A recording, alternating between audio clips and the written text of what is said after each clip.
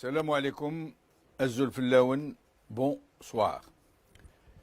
Les relations entre l'Algérie et la France n'ont jamais été sereines et ne le seront probablement jamais. Un trop lourd passif pèse sur les rapports de ces deux pays. Un passé très douloureux, un joug colonial particulièrement atroce. Mais encore pire, des tractations secrètes et une subversion chafouine à la veille de l'indépendance d'un État français qui avait cru utile pour ses intérêts stratégiques et économiques d'injecter dans la nouvelle Algérie des relais qui lui soient fidèles, des déserteurs de l'armée française qui allaient prendre progressivement le contrôle politique du pays.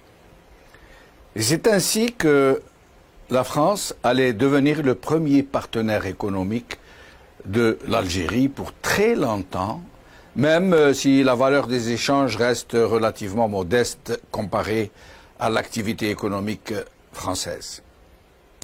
Mais la junte, née dans les plis de la subversion française en Algérie, et qui allait s'emparer brutalement du pouvoir, puis le garder d'abord très subrepticement, en se cachant derrière des institutions factices, mais qui n'allait pas tarder néanmoins à sortir du bois quand elle s'est sentie menacée par la contestation populaire.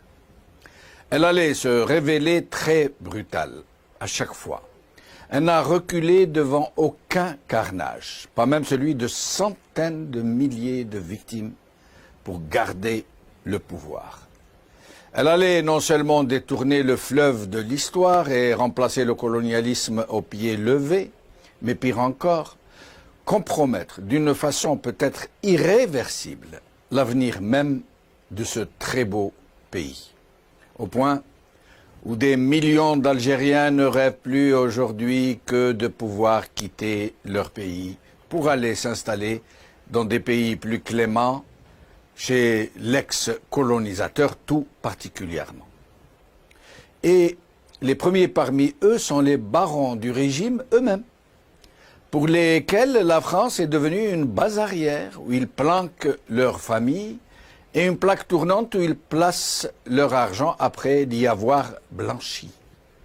Certains en milliards d'euros, d'autres plus modestes, ils disposent de millions, voire de dizaines ou de centaines de millions d'euros chacun, selon son importance dans le sérail.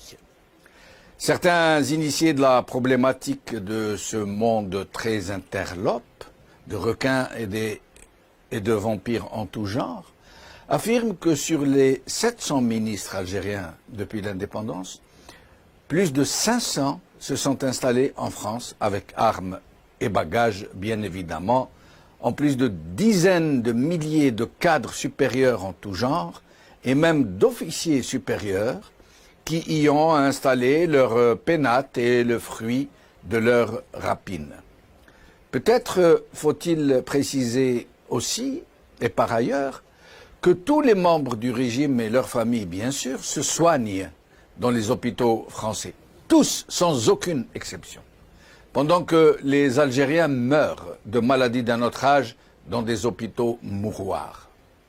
Mais, très curieusement, tout ce beau monde, dont beaucoup sont devenus des franco-algériens, pour pouvoir ainsi se passer de visa, n'ont même pas eu la reconnaissance du ventre. Ils ont fait de la haine de la France leur principal fonds de commerce. Une politique de la rancœur, de l'exécration exacerbée, exaspérée pendant des décennies. À un point où aujourd'hui, des générations entières, nées bien après l'indépendance, ont été laborieusement imprégnées, malaxées, pétries de francophobie. Au point où il va de soi, aujourd'hui en Algérie, que tous les problèmes, toutes les difficultés de l'Algérie nous viennent d'une France qui fait tout, nous dit-on, nous rappelle-t-on, nous répète-t-on, d'une France qui fait tout pour nous nuire. L'ex-ambassadeur de France en Algérie, M. Xavier Driancourt, qui a commis il y a environ 3 mois un brûlot sur l'Algérie où il fait de fracassantes révélations sur la réalité du système politique algérien, vient de récidiver par un entretien qu'il a accordé au journal en ligne Oumma, où il continue sur sa lancée et où il confirme que les institutions en Algérie sont de simples façades Potemkin, où la réalité du pouvoir n'est pas celle visible et que seule une dizaine d'initiés en sait la vraie réalité. Deux questions se posent néanmoins. Quelle est l'explication à cette transgression de l'obligation de réserve pour ce genre de responsabilité? L'ex-ambassadeur a-t-il reçu un feu vert de l'État français pour dézinguer ainsi le régime algérien? À plus forte raison que depuis l'indépendance de l'Algérie, en 1962, jamais un président français n'a été aussi loin qu'Emmanuel Macron, qui a déclaré en présence de plusieurs personnes et d'un journaliste du Monde que les visas pour la France accordés aux Algériens allaient être revus à la baisse, 50% de baisse, en précisant néanmoins que cette mesure visait surtout les membres du régime et leurs familles. Il n'a pas omis de rappeler par ailleurs que l'Algérie s'est construite sur une rente mémorielle entretenue, écoutez bien, par le système politico-militaire. Et je viens de le citer. Un système politico-militaire. Et jamais un chef d'État occidental, encore moins français, n'avait osé aller aussi loin et appeler ainsi les choses par leur vrai nom.